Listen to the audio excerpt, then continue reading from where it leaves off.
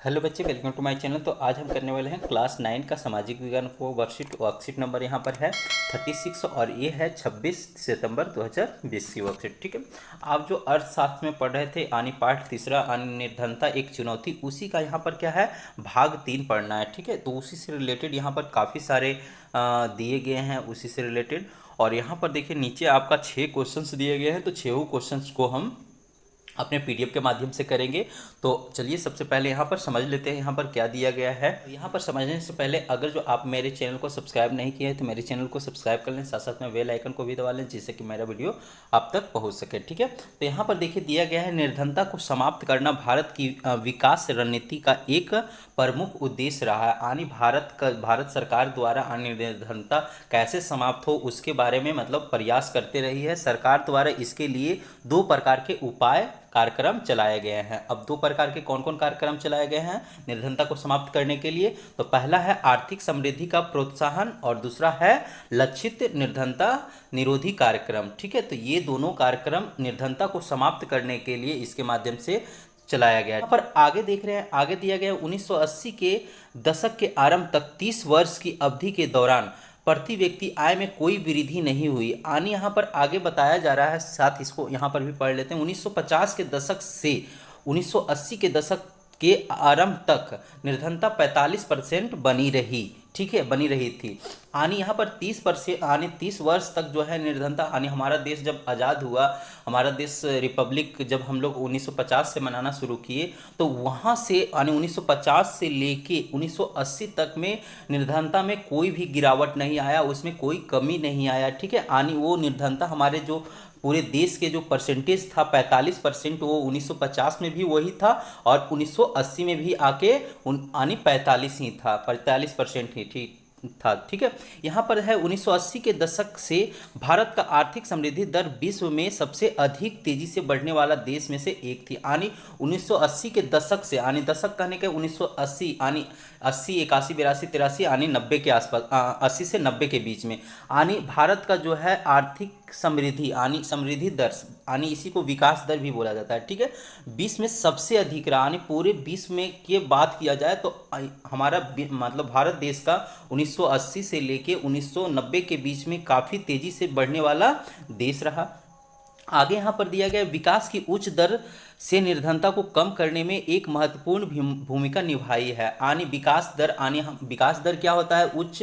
तो उच्च होता है जैसे हमारा देश विकास करता है अलग अलग सेक्टरों में, अलग अलग चीज़ों में बहुत तेज़ी से विकास करता है, तो उससे क्या होता है निर्धनता को दूर किया जाता है। निर्धनता को दूर कैसे कर सकते हैं? तो जैसे लोगों में रोजगार मिलेगा, लोगों को काम करने का मौका मिलेगा, तो उनके पास क्या होगा, पैसे आएंगे, तो निर्धनता अवश्य है कि कम होगा ही। ठीक है, आगे यहाँ पर दिया गया आर्थिक समृद्धि आनी समृद्धि मतलब विकास ही। ठीक है, और निर्धनता उन्मूलन के बीच एक गहरा और सीधा संबंध है। आनी एक तरह से बतलाया जा रहा है कि आर्थिक समृद्धि आनी आर्थिक विकास और निर्धनता उन्मूलन, उन्मूलन का मतलब होता है कि निर्धनता को समाप्त करना, ठीक है, के बीच गहरा संबंध रहा है, सीधा संबंध है।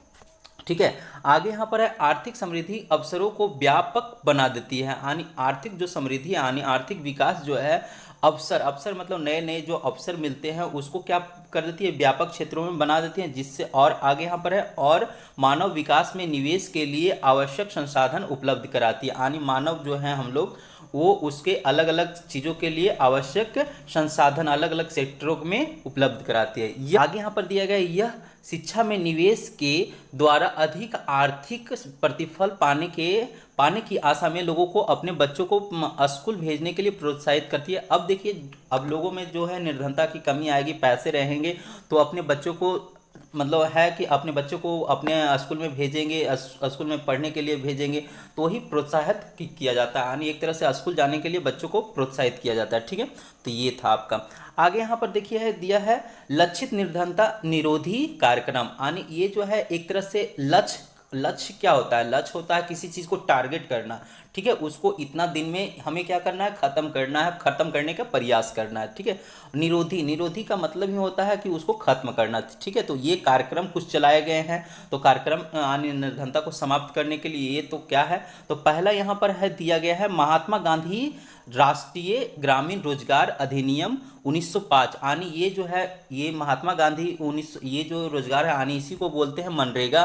तो ये 1905 में लाया गया था। इसका उद्देश्य क्या था? ग्रामीण यानी यहाँ पर इसका उद्देश्य मुख्य रूप से क्या था? ग्रामीण में आजीविका सुरक्षित करने के लिए हर घर के लिए मजदूरी रोजगार कम से कम 100 दिनों के लिए उपलब्ध कराना। ठीक है, यानी ये ग्रामीण क्षेत्रों में जो यानी रूरल एरिया है जहाँ पे लोग मतलब जो गांव एक तरह से है वहाँ पे लोग जो मजदूरी करते हैं उसके लिए उन मजदूरों को कम से कम यानी ये कम से कम 100 दिनों का क्या होगा? तो पूरे एक साल में कम से कम 100 दिनों का रोजगार उपलब्ध कराना है। ठीक है, ये इसके तहत है, मनरेगा के तहत। आगे यहाँ पर है इसका उद्देश्य सतत विकास में मदद करने के साथ साथ इस मतलब इसका जो है मुख्य रूप से अगर जो पूरे देश के सतत विकास में यानी अर्थव्यवस्था में विकास करने के साथ साथ में क्या है? इसका मुख्य उद्देश्य है सूखा, वन कटाई, मिट्टी की कटाव जैसी समस्याओं से बचने का उपाय आदि भी है। अब ये कैसे बचा जा सकता है? अब देखिए क्या होता है कि उन मजदूरों के द्वारा जैसे नहर खुदवाए जाते हैं, वन कटाई यानी वन की रक्षा के लिए उनको अधिक किया जाता है, मिट्टी कटाव यानी ये जब वन लगवाएंगे तो उससे क्या होगा? मिट्टी कटाव भी रुकेगा। तो ये सारे चीज़ें से मतलब ये इसको ठीक किया जा सकता है। ठीक है, आगे यहाँ पर है मनरेगा योजना के तहत 1/3 रोजगार महिलाओं के लिए सुरक्षित किया गया है। यानी मनरेगा में अगर जो जितने काम हैं अगर जो मान लीजिए 100 काम है तो उसमें 1/3 कितना होगा? 33 यानी 100 में 33 जो है महिलाओं के लिए सुरक्षित कर दिया जाता है। ठीक है, यानी उस यानी 33 पे जो है कम से कम महिला होगी ही होगी। ठीक है, तो ये है। आगे यहाँ पर है मार्च 2018 में विभिन्न राज्यों में अकुशल श्रमिकों के लिए मजदूरी दर संशोधित कर रुपया का 168 से लेकर 281 प्रति दिन तक कर दी गई है। यानी अकुशल यहाँ पर देखिए बात किया गया अलग अलग राज्यों में, विभिन्न राज्यों में। ठीक है, ये ऐसा नहीं कि सभी राज्यों में ऐसा एक ही तरह से कर दिया गया, लेकिन कुछ राज्यों में जो अकुशल श्रमिक है तो उनके लिए जो है यानी एक तरह से जो उनके प्रति व्यक्ति 168 रुपया मिलता था जो उसको संशोधित करके कितना किया गया? 281 रुपया प्रतिदिन। यानी एक दिन कोई व्यक्ति काम करता है तो उसको कितना मिलेगा? 281 रुपया। ठीक है, इसके बाद यहाँ पर इसके लिए केंद्र सरकार और राज्य सरकारें रोजगार गारंटी कोष की स्थापना की। यानी ये कोष क्या होता है? तो एक धन इकट्ठा करने का जो स्थान होता है वही एक मतलब एक जो संस्था बनाया जाता है उसी को कोष बोला जाता है। यानी उसमें पैसा किसका रहता है? केंद्र सरकार भी डालती है और राज्य सरकार भी डालते हैं। तो किसके लिए डालेंगे? ये मनरेगा यानी मनरेगा के लिए ये कोष स्थापना की गई। ठीक है, आगे यहाँ पर देखिए दिया गया है कि कार्यक्रम के अंतर्गत अगर आवेदक को 15 दिन के अंदर रोजगार उपलब्ध नहीं कराया गया तो वह दैनिक बेरोजगारी भत्ते का हकदार होगा। यानी अगर जो कोई व्यक्ति जो है वो रोजगार चाहता है उसके लिए अगर वो आवेदन कर देता है तो कम से कम अगर जो 15 दिन के बाद उसे रोजगार नहीं मिल पाता है तो उसे सरकार के द्वारा यानी मनरेगा के द्वारा क्या होगा? उसे प्रतिदिन के हिसाब से बेरोजगारी यानी बेरोजगारी भत्ता उसको दिया जाएगा। ठीक है, यानी जो भी उसको बेरोजगारी भत्ता दिया जाता है पैसे हो गए पैसे के रूप में या मतलब राशन के रूप में उन्हें दिया जा सकता है। ठीक है, आगे यहाँ पर राष्ट्रीय काम के बदले अनाज कार्यक्रम यानी एक तरह से यहाँ पर एक कार्यक्रम चलाया गया था। यानी राष्ट्रीय काम यानी जो भी कोई काम करेगा उसे क्या मिलेगा? यानी अनाज कार्यक्रम, अनाज मिलेगा उन्हें खाने के लिए जो भी है तो वो अनाज उपलब्ध होंगे उसे। ठीक है, जिन्हें मजदूरी पर रोजगार की आवश्यकता है और जो अकुशल शारीरिक काम करने में इच्छुक हैं। अकुशल अब यहाँ पर बार बार आ रहा है। ठीक है, अकुशल जैसे में कुशल जो होता है, कुशल क्या होता है? कुशल जो होता है एक शिक्षित वर्ग के लिए कुशल क्षेत्र आता है। जैसे टीचर हो गया तो ये टीचर शिक्षक कहीं स्कूल में जाकर पढ़ाता है तो ये कुशल हो गया। वो इंजीनियर है, डॉक्टर है तो ये कुशल वर्ग हो गया।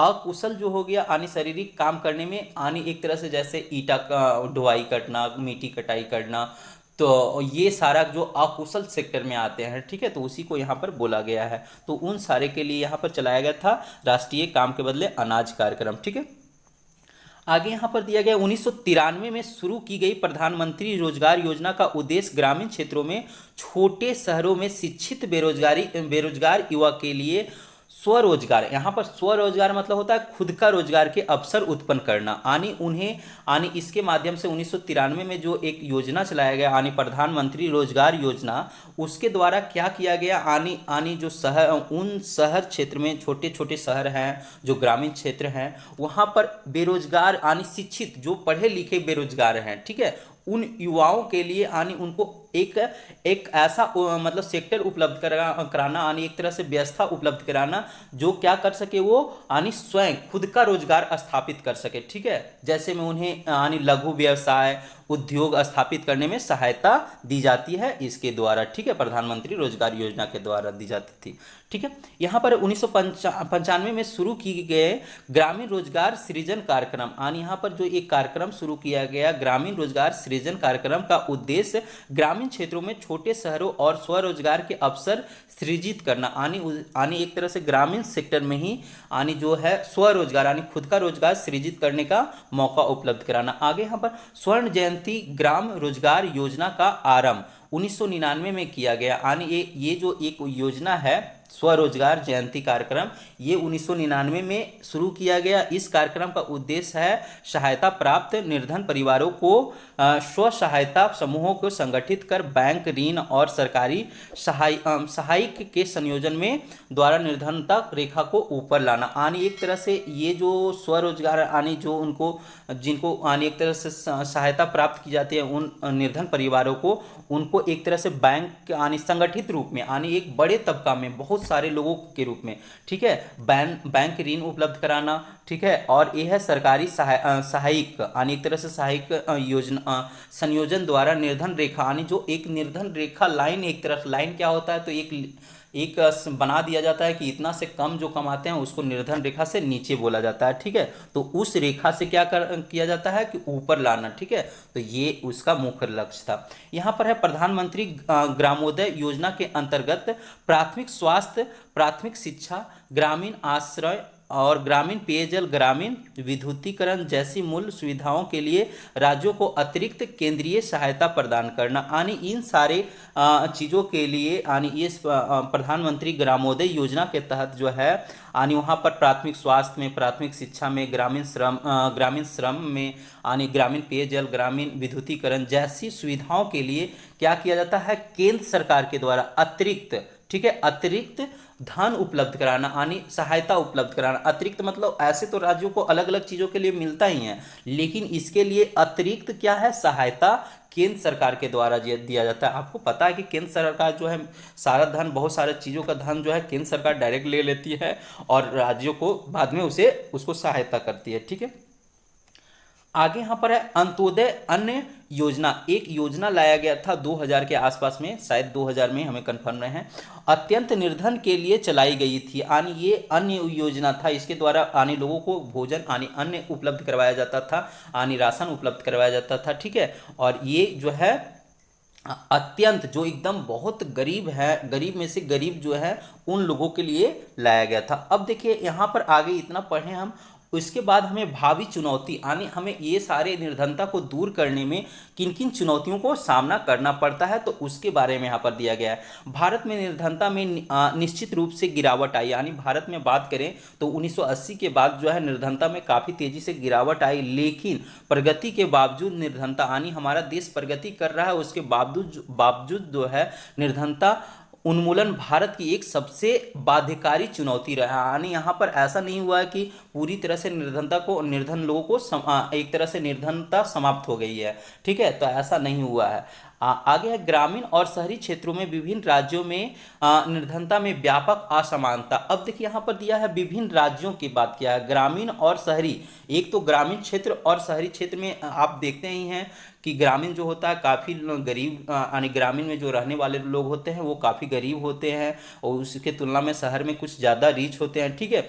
और यहाँ पर अलग अलग राज्यों में भी भिन्नता बताया गया, अलग अलग राज्यों में भिन्नता, जैसे में आप देख सकते हैं बहुत सारे ऐसे राज्य हैं जो रिच स्टेट माना जाते हैं, ठीक है, जैसे में महाराष्ट्र हो गया, गुजरात हो गया, तमिलनाडु हो गया, केरला हो गया, कर्नाटक हो गया, आपका दिल्ली है, ठीक है, तो ये सारे जो राज्य है ये पंजाब कुछ हद तक आता है, ठीक है, तो ये सारा रिच स्टेट में आता है। लेकिन वहीं अगर जो गरीब स्टेट के रूप में देखें, यानी पुअर स्टेट के रूप में, तो ये आपका झारखंड, उड़ीसा, बिहार, उत्तर प्रदेश, ये सारे जो राज्य हैं वो यानी एक तरह से गरीब राज्य में गिने जाते हैं। तो ये राज्यों में असमानता भी है, ठीक है, निर्धन के रूप में।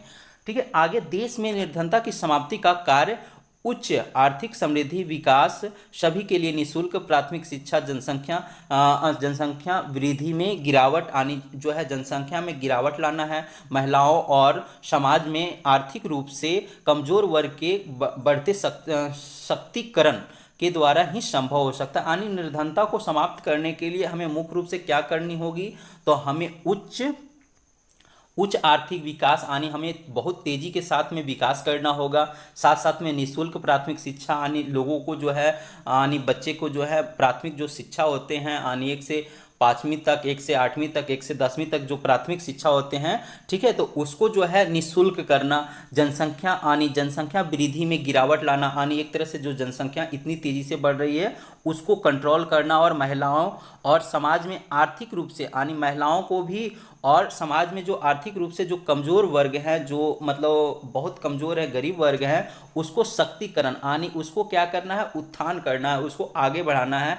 उसी के द्वारा हम क्या कर सकते हैं, निर्धनता को समाप्त कर सकते हैं। ठीक है, आगे निर्धनता का अर्थ जीवन निर्वाह के न्यूनतम स्तर की अपेक्षा उचित स्तर के रूप में हो। ठीक है, यानी यहाँ पर न्यूनतम अगर जो बात किया जाता है, हमारे देश में एक योजना चलाया जाता है यानी निर्धनता न्यूनतम स्तर बताया जाता है। ठीक है, कि उसका न्यूनतम स्तर से कितना नीचे है, ऊपर है।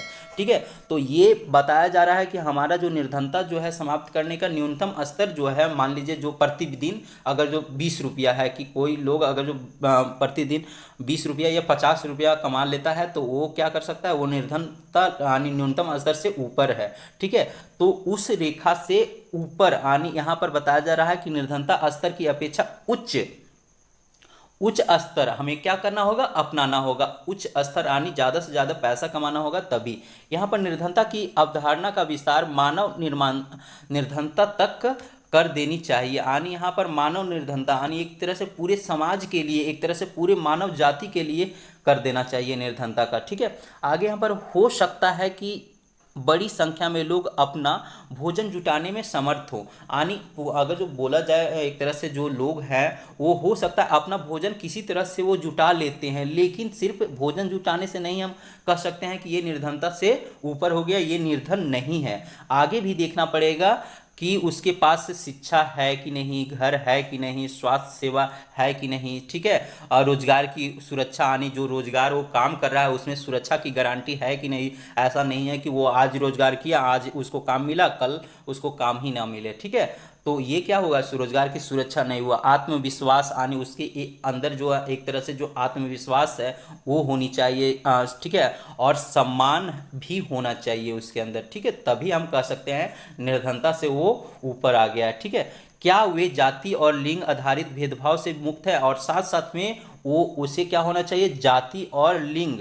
ठीक है, जाति अलग अलग जो जातियां होती है और लिंग जैसे स्त्री पुरुष से भेदभाव से मुक्त होना चाहिए, यानी इसे यानी उस भेदभाव नहीं करना चाहिए, तभी हम माना जा सकता है। ठीक है, आगे विकास के साथ निर्धनता की परिभाषा भी बदलती है। यानी जिस तरह से हमारा देश अलग अलग, हमारा देश या जो भी देश यानी एक तरह से जब विकास करती है उसके साथ साथ में निर्धनता की जो परिभाषा है, निर्धन लोगों को जो कहा जाता है जिस परिभाषा के अंदर, उसमें भी बदलाव आता है। इसीलिए निर्धनता उन्मूलन हमेशा एक गतिशील लक्ष्य है। यानी इसीलिए ऐसा नहीं है 1950 के दशक में निर्धनता का कुछ अलग ही मायने था, उसका कुछ अलग अलग जरूरतें था, लेकिन जैसे जैसे विकास करते जा रहा है हमारा देश, तो उस तरह से निर्धन यानी जो निर्धन परिवार है उनको भी आवश्यकता अलग अलग चीज़ों को होता है, तो उसी अनुरूप क्या है, उसको निर्धन माना जाता है। ठीक है, सभी को समस्त सम्मान के साथ स्वास्थ्य सेवा, शिक्षा, रोजगार, सुरक्षा उपलब्ध कराना, लैंगिक समानता आदि जैसी बड़ी चुनौतियां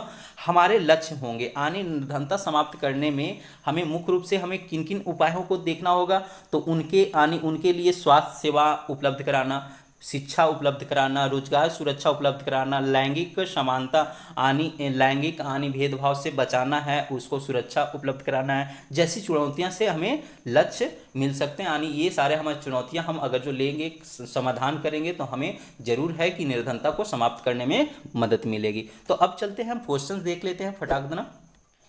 तो यहाँ पर देखिए आपका पहला क्वेश्चन दिया गया, निर्धनता दूर करने के लिए सरकार द्वारा किन 2 प्रकार के उपाय किए गए हैं। तो ये आपका पहला उपाय है आर्थिक समृद्धि को प्रोत्साहन करना, और दूसरा है लक्षित निर्धनता को विरोधी, यहाँ पर विरोधी नहीं होके यहाँ पर निरोधी होगा, ठीक है, निरोधी, ये टाइपिंग में मिस्टेक हो गया, ठीक है, तो निरोधी कार्यक्रम चलाना, ठीक है। तो ये हो गया आपका दूसरा जो यहाँ पर है, दूसरा जो है आर्थिक विकास से निर्धनता किस प्रकार प्रभावित होती है, यानी हमारा जब देश विकास करता है तो वो कैसे निर्धनता को समाप्त करने में मदद मिलता है। तो हम एक तरह से यहाँ पर डायरेक्ट कर सकते हैं कि आर्थिक समृद्धि यानी विकास और निर्धनता उन्मूलन के बीच एक गहरा और सीधा संबंध है। आर्थिक विकास अवसर को व्यापक बना देती है और मानव विकास में निवेश के लिए आवश्यक संसाधन उपलब्ध कराती है। तो ये आपका सेकेंड का उत्तर हो जाएगा, ठीक है। यहाँ पर अब तीसरे क्वेश्चन यहाँ पर देखिए क्या है, तीसरे क्वेश्चन में बात किया गया मनरेगा कार्यक्रम के क्या क्या उद्देश्य हैं। तो मनरेगा कार्यक्रम के यानी प्रमुख उद्देश्य इस प्रकार हैं। पहला है यहाँ पर ग्रामीण क्षेत्रों में आजीविका सुरक्षित करना, दूसरा है इस योजना के अंतर्गत 100 दिनों के रोजगार की गारंटी देना, तीसरा है देश की सतत विकास में मदद करना, और चौथा यहाँ पर है सूखा, वन कटाई और मिट्टी की कटाई जैसी समस्याओं से बचना, और पांचवा यहाँ पर है 1/3 रोजगार महिलाओं के लिए सुरक्षित करना। तो ये सारे उनके उद्देश्य हैं, ठीक है, मनरेगा के। चौथा यहाँ पर क्वेश्चन आपसे किया गया है युवाओं के लिए स्वरोजगार से क्या लाभ हो सकते हैं। यहाँ पर उत्तर आप देंगे युवाओं के लिए स्वरोजगार से वह खुद का लघु व्यवसाय और उद्योग स्थापित कर सकते हैं, साथ में बहुत सारे लोगों को रोजगार दे सकते हैं, जिससे लोगों को आर्थिक स्थिति में सुधार होगा और देश का भी, ठीक है। तो ये आपका ये हो गया। पांचवा क्वेश्चन यहाँ पर पूछा गया है आपसे, यहाँ पर पांचवें क्वेश्चन में आपके विचार में निर्धनता दूर करने के लिए क्या क्या काम किए जा सकते हैं। तो यहाँ पर उत्तर दे सकते हैं हमारे देश में निर्धनता दूर करने के लिए इन सभी को अपनाना आवश्यक है, यानी उसको दूर करने के लिए तो क्या है, पहला यहाँ पर सभी के लिए निःशुल्क प्राथमिक शिक्षा, जनसंख्या को नियंत्रित करना, उच्च आर्थिक विकास, ठीक है, और सभी के लिए रोजगार उपलब्ध कराना, और लैंगिक समानता होना, ठीक है, यानी ये लैंगिक समानता भी होना जरूरी है। चलिए यहाँ पर छठे जो आपसे आखिरी क्वेश्चन किया गया है, तो यहाँ पर क्वेश्चन किया गया है भोजन और आवास जुटाने के साथ साथ किसी व्यक्ति की जीवन में अन्य किन किन आवश्यकताओं को आप महत्व देंगे और क्या देंगे, ठीक है। तो ये ऐसा नहीं कि सिर्फ भोजन और आवास से ही उसका जरूरत पूरा हो जाएगा सारा। तो यहाँ पर हमने यहाँ पर देखिए लिखा है भोजन और आवास जुटाने के साथ साथ किसी भी लोगों के लिए शिक्षा, स्वास्थ्य और पोशाक की भी उतना ही आवश्यकता होता है, क्योंकि शिक्षा से अपना आर्थिक स्थिति को सुधारा जा सकता है, वहीं स्वास्थ्य स्थिति बेहतर करने से हम स्वस्थ और सुरक्षित रह सकते हैं। साथ ही पोशाक वस्त्र हमारे संस्कृति या समाज में प्रतिष्ठा को बनाए रखने में मदद करता है। तो इस तरह से आप उत्तर दे सकते हैं। आप चाहे तो इस आंसर के अनुरूप आप अपने शब्दों में भी इसे आंसर कर सकते हैं।